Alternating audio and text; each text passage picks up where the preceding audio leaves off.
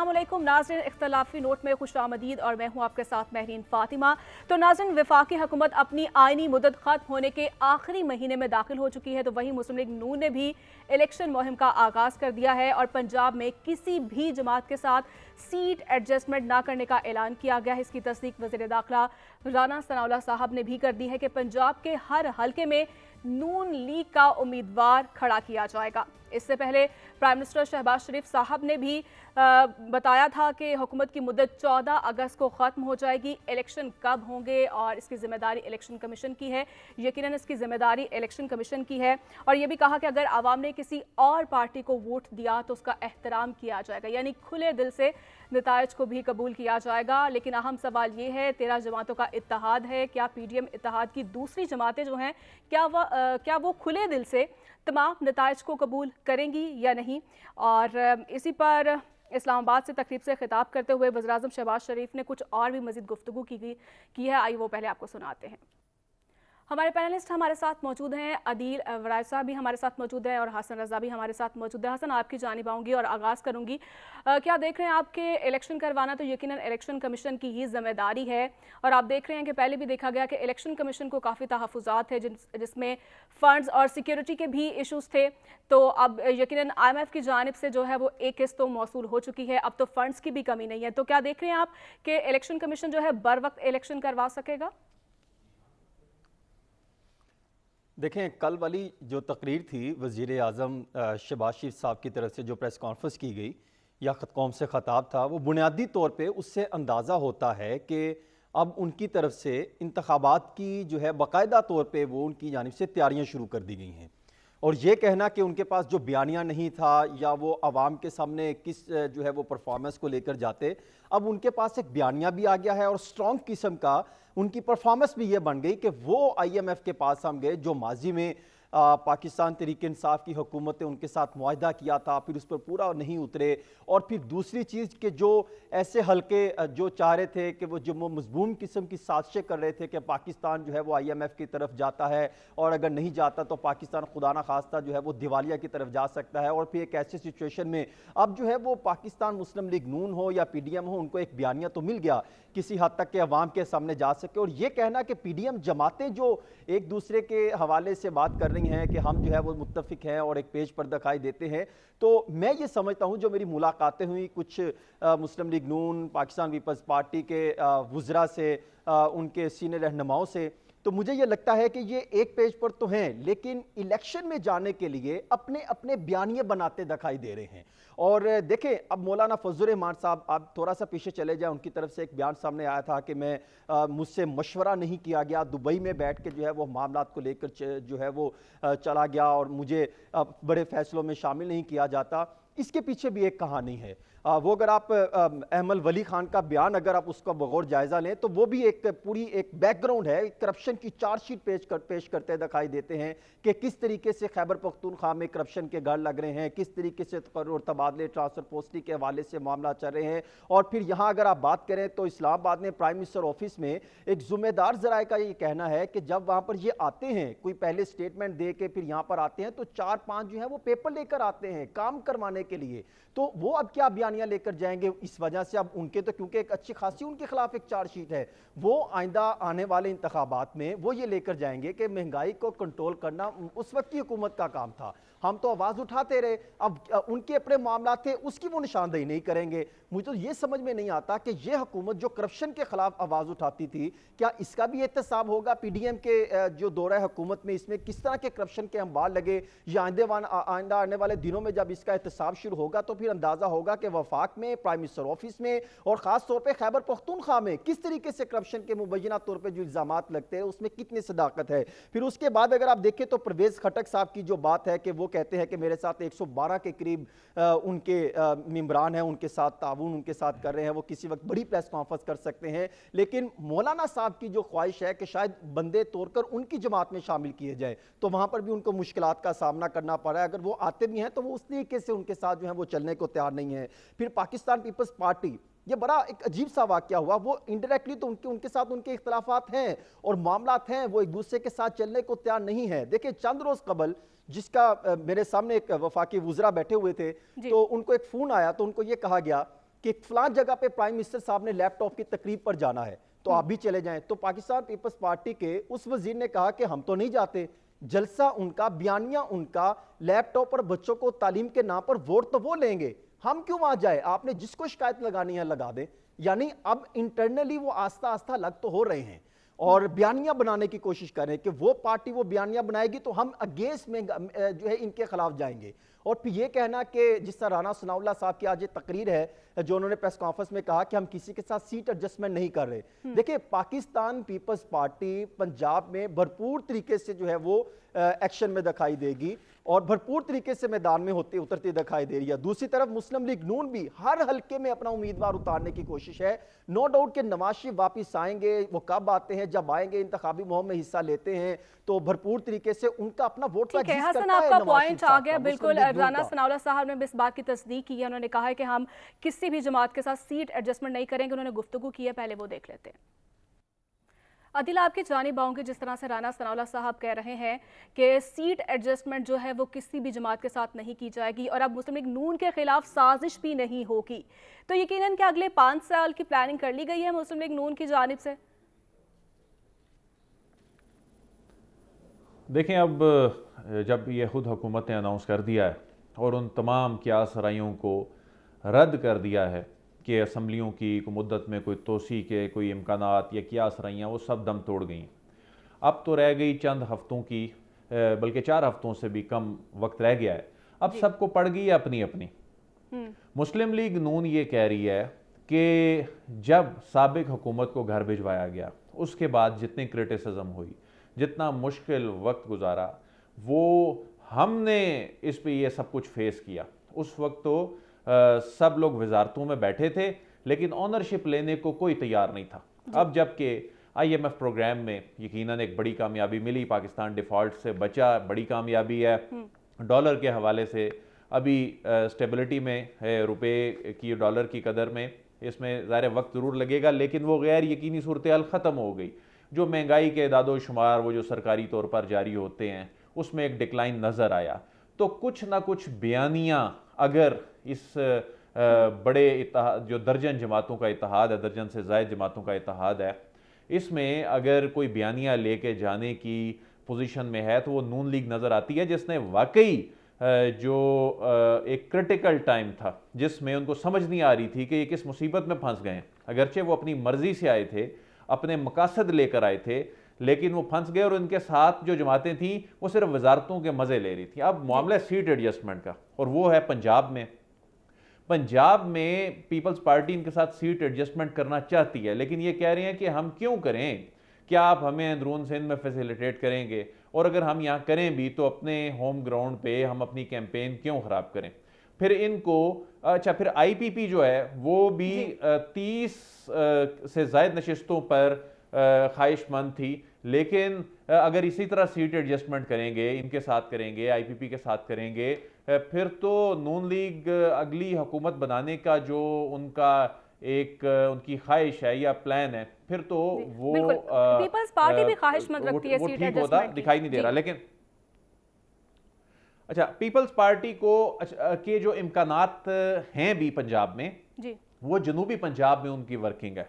अगरचे जितनी उसको हाइप दी जा रही है ऐसी सूरत हाल है नहीं, लेकिन जो वर्किंग है उसमें जो IPP के भी स्ट्रॉन्ग कैंडिडेट हैं वो उस जानिब हैं, वो उन्होंने टफ टाइम देना है। तो जनूबी पंजाब इनका स्ट्रॉन्ग होल्ड नहीं है, वो जिनका स्ट्रॉन्ग होल्ड है उनका आपस में मैच पड़ेगा। तो पीपल्स पार्टी इस हवाले से उसको तशवीश है, परेशानी है। मौलाना के हवाले से मैं आपको बता दूं कि मौलाना जो ये कह रहे हैं कि एतमाद में नहीं लिया जा रहा, ये सिर्फ एतमाद में लिए जाने का मामला नहीं है। जाहिर है हुकूमत का आखिरी महीना है, इसमें अब हर चीज़ पे तो एतमाद में नहीं लिया जा सकता कि जी मुलाकातें करनी है, अब गेम अपनी है। लेकिन मौलाना अगले सेटअप में एक अहम आईनी ओहदा मांग रहे हैं और वो नून लीग से इसकी यकीन दहानी चाहते हैं और नून लीग की जानिब से उन्हें लेकिन अनिल, आप देख रहे हैं कि जो उनके तहफ़्फ़ुज़ात हैं मुस्लिम लीग नून की जानिब से उनके तहफ़्फ़ुज़ात को दूर किया जाएगा मौलाना फजल रहमान साहब की? अगर नहीं भी किया जाता तो मैटर नहीं करता। अब नून लीग इस कंडीशन में है, देखें अब चंद दिन की हुकूमत है, अगर इनके तहफ़्फ़ुज़ात या इवन पीपल्स पार्टी के भी अगर तहफ़्फ़ुज़ात आते हैं, इलेक्शन सब ने अपना अपना लड़ना है।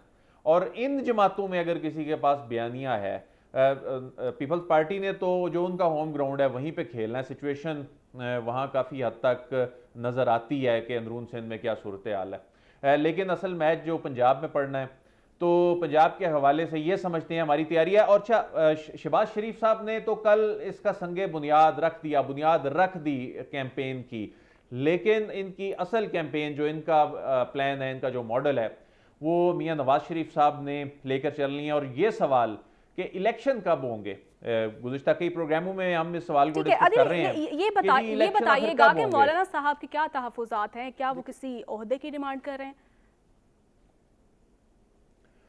जी बिल्कुल, बड़े आईनी ओहदे की, और वो उसके उम्मीदवार हैं। और बड़े आईनी ओहदे के उम्मीदवार होने के हवाले से फिर उन्हें ये इशारा दिया भी गया है कि अच्छा, अगर नून लीग की हुकूमत बनती है तो उसमें उन्हें कंसिडर किया जाएगा। बाकी उनकी जो रिजर्वेशंस हैं कि जी एतमाद में नहीं लिया गया, मैं उस तहरीक का सरबरा था जिसने साबिक हुकूमत को घर भेजा, तो जाहिर है वो एक सरबरा भी बस वो एक एहतरामन उन्हें वो ओहदा दिया गया, जो असल मामला था उसको तो ड्राइव नून लीग कर रही थी और उसमें पीपल्स पार्टी का अहम किरदार था। और इनके दुबई में होने वाली जो मामलात हैं उसमें निगरान सेटअप के हवाले से कोई बड़ी पेशरफ्त नहीं हो सकी, कोई उसमें आज तक की तारीख में जब ये प्रोग्राम ऑन एयर जा रहा है, निगरान सेटअप के हवाले से चीज़ें फाइनलाइज नहीं है। इलेक्शन की जो तारीख है वो दो चीज़ों के ऊपर डिपेंड कर रही है।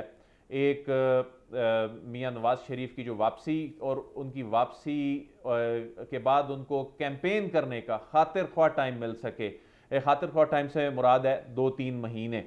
और दूसरा, इनके बड़े सियासी हरीफ, एक बड़ी जो सियासी जमात, इनके जो बड़ा सियासी हरीफ है पाकिस्तान तहरीक इंसाफ, जो इस वक्त अपनी बका की जंग लड़ रही है, और उसके जो चेयरमैन है वो इस वक्त उनके अपने इकदामात, अपनी पॉलिसीज़ की वजह से जिस नहज पर उनके मामलात पहुंच चुके हैं, उनके केसेस जिस तरह से चल रहे हैं, तो ये तमाम चीज़ें आपस में लिंक्ड हैं। तो ये दो फैक्टर्स जो हैं, ये इंतखाबात की तारीख, बहरहाल इस बात पे जो शहर इक़्तिदार में ये आवाज़ सुनाई दे रही है कि इलेक्शन इसी साल ही हैं, लेकिन नवंबर या अक्टूबर के हवाले से अभी क्लैरिटी नहीं है। ठीक है, अभी क्लैरिटी नहीं है। हसन, आपकी जानिब आऊँगी।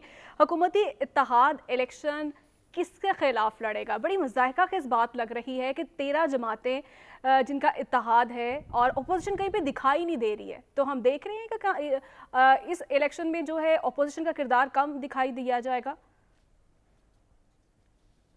देखिए, बुनियादी तौर पे समझने की बात है कि सियासी जमातों ने सियासत को एक खेल के तौर पे लिया हुआ है, और वो जो बेहतरीन खेल खेलेगा अवाम को बेवकूफ़ बनाने में, जो अपना बयानिया मजबूत लेकर आएगा और कारकर्दगी को माजी की तरफ डाल देगा और अपना पलड़ा साफ लेकर जाएगा, और अवाम उनकी बेवकूफ़ियों को और अपनी बेवकूफ़ियों को मानते हुए जो उनको तस्लीम करेगी और उनको मुंतखब कर लेगी, वो इक़्तिदार की कुर्सी पर बैठ जाएगा। और दूसरी फिर अपोजिशन वाला सिचुएशन पे चले जाएगी। सेकंड जो है वो लेयर, जो सेकंड जमात आएगी, वो या तो उनके साथ बैठेगी और तीसरे पे आके अपोजिशन में चली जाएंगी। और ये इक़्तिदार के चक्रों में जो एक दूसरे के बयानिए बनाने की कोशिश की जा रही है, 1 साल को लेकर या उससे पहले को लेकर, और फिर मुस्लिम लीग नून जो बयानिया बनाएगी कि देखें नवाज शरीफ साहब अपने बेटी के साथ पाकिस्तान आए और एयरपोर्ट पर आके उन्होंने गिरफ्तारी दे दी, और उन पर जो करप्शन के इल्ज़ामात लगे वो गलत थे। फिर 2013 से 17 की परफॉर्मेंस को साथ मैच किया जाएगा, और पाकिस्तान पीपल्स पार्टी अपने दौरे हुकूमत की परफॉर्मेंस को लेकर आएगी। कोई इस चीज़ का जिक्र नहीं करेगा कि अवाम के बुनियादी मसाइल जो 1 साल के दौरान हल होने थे, क्या उनके हवाले से इन्होंने कोई इक़दाम किए? क्या इन्होंने कोई पेशरफ्त का आगाज़, कोई एक थोड़ी सी हिलजुल की? इनकी तरफ से तो कुछ नहीं हुआ।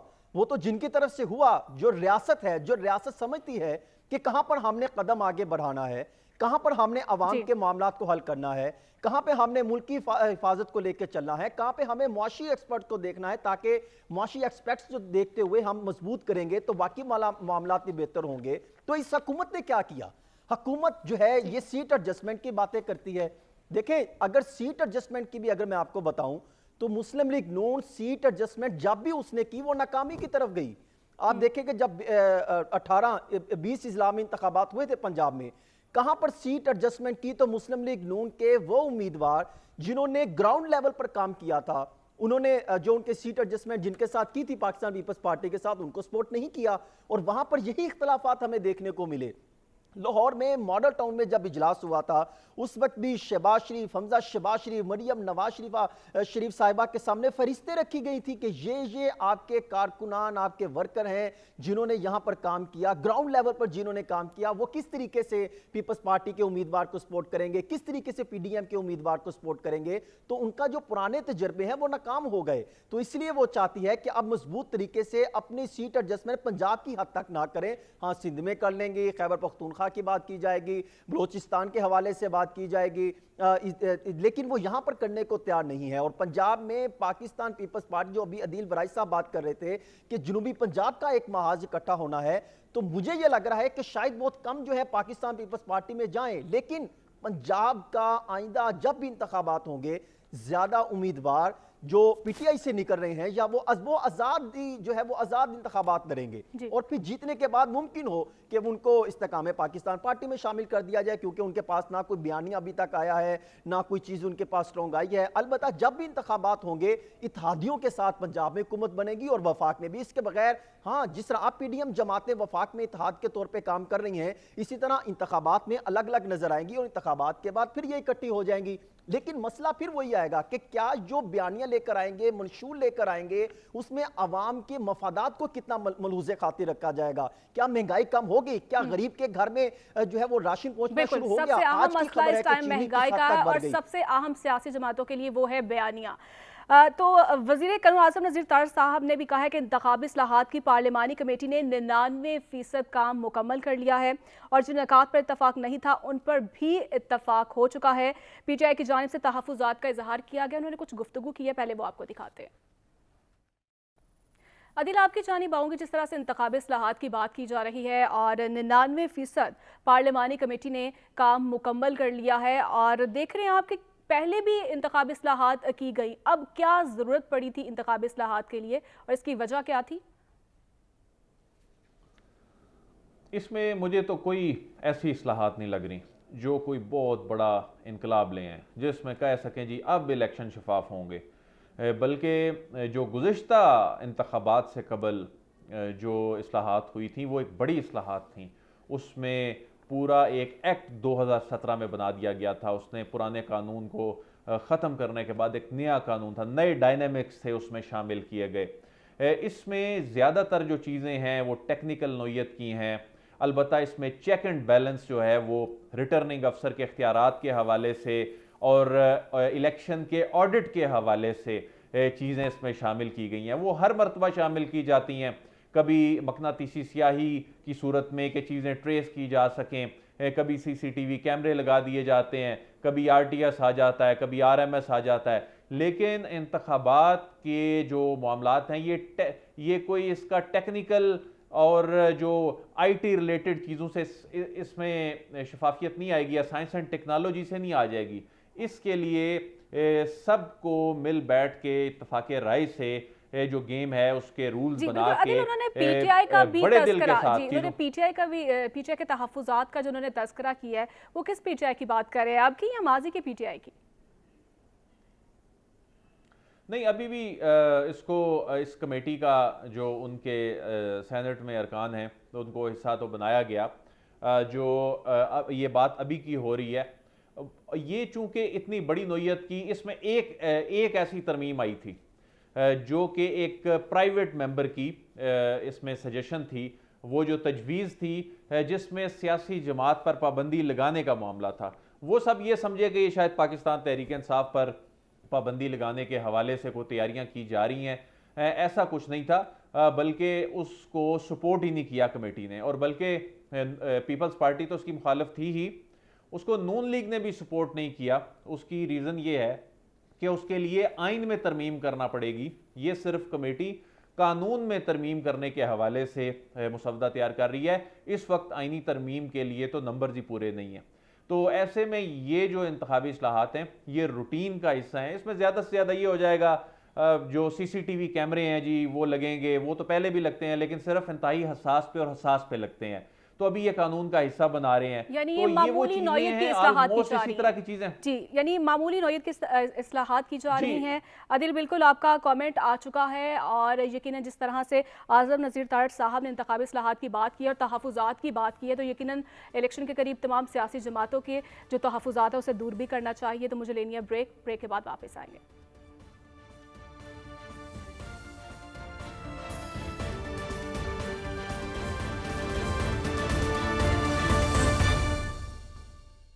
वेलकम बैक नाजरीन। एक साल की तवील कोशिशों और IMF के तमाम मुतालबात तस्लीम कर लेने के बाद हुकूमत $3 अरब के स्टैंड बाय मुआहदे को बड़ी कामयाबी करार दे रही है। हुकूमत का यह दावा है कि इससे मुआशी इस्तेहकाम भी आएगा, तो वहीं पर माहिरीन की जानिब से यह भी कहा जा रहा है ये वक्ती रिलीफ तो हो सकता है, और हकायक ये भी हैं कि ज़खायर के 2 गुना होने के बावजूद रुपया फिर भी गैर मुस्तहकम है। और अगर कारकर्दगी देखी जाए 15 माह के दौरान डॉलर 100 रुपये तक महंगा हुआ, और महंगाई में 11 से 30% तक इजाफा हो चुका है। ग्राउंड रियलिटीज़ है कि इसी पर हम मज़ीद बात कर लेते हैं। माहिर मैशियत डॉक्टर ख़ाक़ान नजीब साहब ने हमें ज्वाइन किया। सर, बहुत शुक्रिया आपके वक्त का, और जिस तरह से आप हमारे प्रोग्राम में बार बार ये कहते भी रहे हैं कि IMF के अलावा और कोई ऑप्शन नहीं मौजूदा हुकूमत और आने वाली जो मुंतखब हुकूमत होगी, तो अब आप क्या देख रहे हैं मज़ीद, अब क्या ऑप्शंस होंगी और आने वाली हुकूमत को अब मज़ीद क्या पॉलिसीज़ बनाना होगी? बिस्मिल्लाहिर्रहमानिर्रहीम। सिर्फ आप ये देखिए कि IMF ने स्टाफ लेवल एग्रीमेंट जब भी आपसे किया, आपके ज़र मुबादला के ज़खायर 4.4 अरब डॉलर थे। मैं इस वक्त आपसे बात कर रहा हूँ तो वो 2 गुना हो गए हैं, तकरीबन 8.5 अरब डॉलर के करीब चले गए हैं। फिच ने आपकी CCC- रेटिंग जो है उसको CCC कर दिया है। आपके बॉन्ड्स, आपके फॉरेक्स मार्केट, आपकी जो स्टॉक मार्केट है, सब ने अब इस तरह ट्रेड करना शुरू किया है कि डिफ़ॉल्ट रिस्क पाकिस्तान का एलिमिनेट हो गया है। तो अगर हम आगे भी चलें तो इसको इसी तरह लेकर चलिए कि अगले 3 से 6 माह के लिए पाकिस्तान को जो कर्जे अदा करने थे, यानी कि जो बैलेंस ऑफ पेमेंट्स का चैलेंज था, वो लार्जली मीट हो जाएगा इस रकम से जो अब हम जमा करने जा रहे हैं। ये एक खुशाइन बात है। It's a breather, it's a sigh of relief for the 6 months. याद रखिए, नवंबर में आपका एक जायजा होगा जो सितंबर के टारगेट्स पे बेस्ड है। पहला काम यह है कि इन टारगेट्स को मीट कीजिए, जिसमें बजट के अहदाफ हैं, जिसमें एक्सचेंज रेट मैनेजमेंट है, एनर्जी के अहदाफ हैं, एनर्जी की कीमतें हैं, एनर्जी का सर्कुलर डेट है। ये लार्जली ये चीज़ें हैं, ये आपको करनी है। मैं बिल्कुल अदब से ये अर्ज करना चाहता हूँ कि आपने पिछला प्रोग्राम इनकम्प्लीट ख़त्म किया है एज अ रेसिपिएंट कंट्री। ये कोई अच्छी बात नहीं है। This is not a good thing. आप ये भी देखिए मैडम कि आपने 21 प्रोग्राम जो हैं वो इनकम्प्लीट ख़त्म किए हैं। ये जो इम्तहान है, जिसको स्टैंड बाय अरेंजमेंट कहूँगा मैं, ये कभी भी इनकम्प्लीट ना छोड़िएगा, इसलिए कि 23 अरब डॉलर आपने जमा करने हैं अगले साल में। आपकी इतनी सख्त नहीं होगी कि IMF के बगैर आप ये पैसे जमा कर सकें। सो आप बहुत मुश्किल में चले जाएंगे। ये है ओवरऑल जायजा। यानी डॉक्टर साहब, इसके इसके बाद भी साथ हमें एक नए प्रोग्राम में जाना होगा, नई हुकूमत को आते ही एक नए प्रोग्राम में जाना होगा। इसका देखिए जवाब ये है कि आपको 3 काम जो हैं अब क्लियरली करने हैं। नंबर 1, इस प्रोग्राम को कंप्लीट कीजिए। नंबर 2, इस प्रोग्राम पे बेस करके एक प्रोग्राम लिखिए, क्योंकि ये प्रोग्राम पाकिस्तान का है, इसको सपोर्ट और एड कर रहा है एक standby arrangement. Next programme extended fund facility का है। आप दुरुस्त फरमा रहे हैं, हमें 3 साल का एक प्रोग्राम लेना पड़ेगा, उस पर काम कीजिए। पर आप ये खुद पहले सोचिए कि आपके पास सख्त है ये काम करने की। डॉक्टर नजीब साहब, ये फरमाइए कि नवंबर में जायज़ा इजलास होना है, उससे कबल जो उन्होंने शराइत रखी उसको भी हमने जो पूरी की उसको आगे लेके चलना भी है। तो निगरान सेटअप भी आता दिखाई दे रहा है अगस्त के मेरे ख्याल 9 या 10 तारीख को। तो फिर कौन ये इस मामले को आगे लेके चलेगा? कैसे ये मामला हल होगा? अगर खुदा ना खास्ता हम उनकी शराइत पूरी नहीं करते, जो उन्होंने हमसे चीज़ें तय करवाई, उसका तसलसल नहीं होता, तो नवंबर में फिर हमारे लिए मसाइल खड़े हो जाएंगे। ये मसाइल खड़े ना होने दीजिए, और ये बिलीव कीजिए कि आपको एक कॉम्पिटेंसी लेवल स्टेट एपरेटस में बिल्ड करना है जो सिर्फ IMF को डील करे। इसको एक प्रोजेक्ट मैनेजमेंट यूनिट की तरह चलाइए। पाकिस्तान ने अगर 21 बार ये प्रोग्राम नहीं कंप्लीट किए तो कोई वजह होगी ना इसकी। मैं आपको इसकी कलीदी वजह सामने इसलिए रखने के काबिल हूँ कि मैंने पाकिस्तान का 13-16 का जो प्रोग्राम है एक छोटी टीम के साथ एंकर किया है, और हमने उसमें ये सीखा कि क्योंकि आगे 8-10 PhD तशरीफ लाते हैं तो आप अपनी कॉम्पिटेंट साइड प्रोफेशनल्स पे energy, budgeting, expenditure, monetary side और एक ओवरऑल जो एंकर कर रहे हों लोग, इसको बनाइए। अहदाफ अपने तय कीजिए। 3 किस्म के अहदाफ हैं जो आपने पूरे करने हैं। ये इसमें आपके स्ट्रक्चरल बेंचमार्क्स हैं, इनको पूरे करने की कोशिश कीजिए।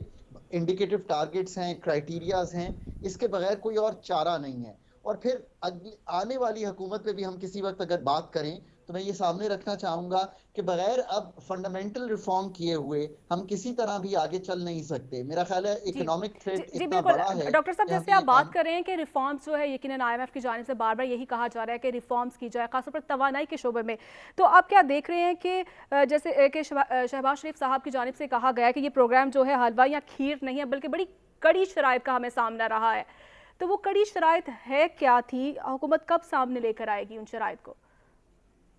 देखिए, एक तो बिल्कुल बात सामने आ जाएगी जैसे ही, जिसको हम कहते हैं एक डॉक्यूमेंट जिसका नाम है memorandum of economic and financial policies, वो IMF अपनी वेबसाइट पे डाउनलोड कर देगा। एक आध दिन में मेरा ख्याल है हो जाना चाहिए या 2-4 दिन में हो जाना चाहिए। कड़ी शराइत, आपने 1118 अरब रुपए के टैक्सेस लगाए, आपने एक्सचेंज रेट की मैनेजमेंट को मार्केट पे छोड़ा, आपने बिजली और गैस की कीमत में कुछ रद्दोबदल किया, कुछ अभी आप करने जा रहे हैं, और ये एक बड़ा रद्दोबदल होगा। अगर आपको कम से कम 4 से 5 रुपए बिजली की कीमत 24 रुपए एवरेज है उस पर तब्दील करना पड़ेगी। गैस की कीमत आपको मेरा ख्याल है 45 से 50% एवरेज तब्दील करना पड़ेगी। ये मैं या IMF नहीं कह रहे दोस्त, आप लोगों को ये सोचना है कि ये कह कौन रहा है। या आपको नेप्रा और ओगरा कह रहा है, IMF ये कह रहा है कि आप बताइए कि आप इसको कैसे हैंडल करना चाहते हैं। सो आपको ये करना पड़ेगा। फिर IMF ने आपसे कुछ एक्सपेंडिचर कट्स करवाए हैं, वो खातिर खा नहीं है, वो सिर्फ 85 अरब रुपए के थे। मैं इसको खातिर खा कतई तौर पे नहीं समझता। पाकिस्तान का एक बहुत बड़ा रिफॉर्म एनर्जी के बाद अगर कोई ड्यू है तो वो एक्सपेंडिचर साइड का है। वो कॉम्पिटेंस बिल्ड कीजिए। आप शायद हैरान होंगे कि मैं इतना रिजर्व्स बढ़ने के बावजूद, इतनी अच्छी खबरें आने के बावजूद, रुपया जिसके बारे में कहा जा रहा था प्रोग्राम होने के बाद अपनी असल कदर पे जाएगा, और ये उसकी असल कदर नहीं है डॉलर के मुकाबले में, तो इसके बावजूद वो खबर देखने को नहीं मिल रही है जिसके बारे में तवक्को की जा रही थी कि रुपया जो है वो ज़्यादा स्ट्रेंथन होगा, डॉलर जो है वो गिरेगा, रुपये की कदर जो है वो इससे ज़्यादा है जो इस वक्त है, ये इसकी आर्टिफिशियल है इसकी कदर। मैं आपके सामने ये रख देता हूं कि इसकी शॉर्ट रन में जो वजह है वो क्या है। याद रखिए कि बहुत से कंटेनर इस वक्त भी पोर्ट्स पे खड़े हैं हज़ारों की तादाद में जिनकी क्लियरेंस ड्यू है। नंबर एक, मेरा ख्याल है तकरीबन $1.5 अरब का ये फिगर है जो हमने पेमेंट्स करनी है डिविडेंड्स की, हमने पेमेंट्स करनी है, जैसे आपने एयरलाइंस की आपने पेमेंट्स रोकी हुई हैं, जैसे रॉयल्टीज़ की पेमेंट्स हैं, और जैसे LCs हैं। जब ये सब कुछ हम, IMF ने अब कहा कि आप अपनी ये जो इंपोर्ट रिस्ट्रिक्शंस हैं इनको उठाइए, तो जैसे आप उठाते हैं तो रुपए की जो के अगेंस्ट जो डॉलर की मांग है वो बढ़ भी जाती है। जहाँ पे सप्लाई इंप्रूव कर रही है वहाँ डिमांड भी बढ़ रही है। इसलिए आप देख रहे हैं कि रुपए की कदर में उस तरह जिस तरह लोग सोच रहे थे, बट अभी भी मेरा ख्याल है कि जो डाउनवर्ड स्लाइड है वो थोड़ी सी रुक गई है। इसकी मूवमेंट दोनों तरफ मेरा ख्याल है दिखाई देगी, पर इन द लॉन्ग रन ये याद रखिए कि हम दुनिया को कुछ बेचेंगे ना तब हमारा रुपया स्ट्रेंथन होगा। जी डॉक्टर साहब, ये फरमाइएगा, 2 दिन पहले इसाक डार साहब से मुलाकात हुई तो उसमें वो ये दावा कर रहे थे कि 2 सालों के दौरान, यानी 2 सालों के बाद जो महंगाई की शरह है वो हम 7% पर खड़ी होगी। हमने एक ऐसा प्लान तरतीब दे दिया है। क्या वो आपकी नज़र में कोई ऐसा प्लान हुकूमत का आया हो, या उनकी जेहन में क्या ऐसी सोच है कि 2 सालों बाद यानी 2025 में महंगाई की शरह 7% पर होगी? क्योंकि अभी 1 साल के दौरान 15 माह में तो हमने देखा PDM कंट्रोल नहीं कर सकी। पहले तो हम ये देख लेते हैं कि हम जो 30 जून को मालियाती साल 23 ख़त्म किया है तो जो महंगाई की शरह है वो 30% के करीब है। अगला साल जो आ रहा है उसमें हुकूमत का ये ख्याल है कि मालियाती साल 2024 में जो इस वक्त शरह नमू है, जो इन्फ्लेशन की शरह है वो तकरीबन 20 से 22% के दरमियान रहेगी। जी। IMF ने इसको भी एग्री नहीं किया। अब मैं आपके सामने वो फिगर रखता हूँ जो आप IMF के डॉक्यूमेंट में देखेंगे, वो है 25.9% का, यानी कि वो समझते हैं कि हेडलाइन इन्फ्लेशन अगले साल में एवरेज जो है वो 26% के करीब चली जाएगी। अब आप पूछिए कि इससे अगले साल क्या होगा। एक तो यह है कि मेरे पास डिटर्मिनेशन मॉडल के थ्रू ही आनी चाहिए, वो नहीं है, पर शरह इसलिए कम हो जाएगी कि आप सोचिए कि बेस इफेक्ट जो है वो बहुत बढ़ा हुआ आएगा, पहले 30%, फिर उसके ऊपर एक और 26%। तो उससे अगले साल में इस बेस इफेक्ट की वजह से जो ठीक है, महंगाई इसी होनी को है, बेस यानी कि जो बनाया जाएगा। डॉक्टर खाकान साहब, बहुत शुक्रिया आपके वक्त का, और उम्मीद करते हैं कि हम आने वाले वक्त में इसके समराज जो हैं वो आवाम तक भी पहुंचे और आवाम को भी रिलीफ मिले। मुझे ब्रेक लेने वापस आएंगे छोटी सी ब्रेक के बाद।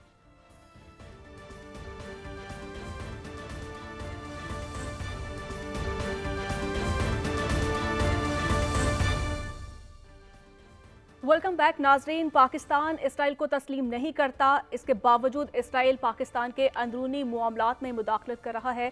75 साल तारीख में किसी भी मुल्क की जानिब से ऐसी मज़ूम हरकत नहीं की गई है। आदिल, आपकी जानिब आऊँगी क्योंकि टाइम बहुत कम है। आप क्या देख रहे हैं कि इसराइल का बयान कहीं मुल्क के अंदरूनी अनासर की इमा पर तो नहीं दिया गया?